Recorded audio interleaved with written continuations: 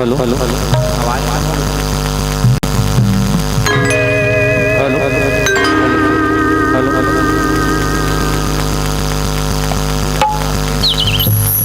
Hello hello hello hello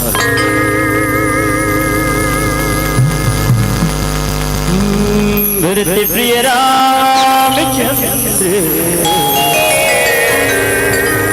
Shankari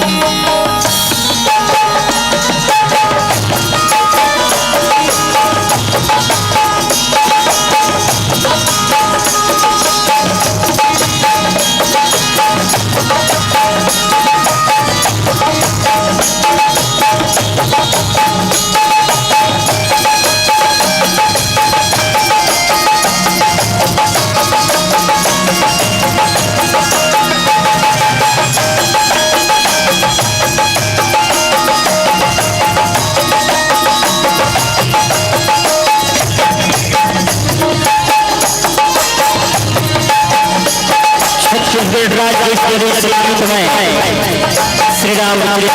सम्मेलन पावन धराधाम ग्राम जिला गरियाबंद। जी हाँ, आज ये राम कथा के ऐसे नदिया बहाते ये नदिया में आज जन्मों गोता लगाने वाला मेरे भैया मुरदाई जी छोटे छोटे बाल गोपाल या मोहम्मद जैसे विद्वान और सबरी के जैसे बुजुर्ग भाई भाई आइए मंचला अपन सजाए में सहयोग भैया जे मिलजुल के आज ऐसे रचना करे हैं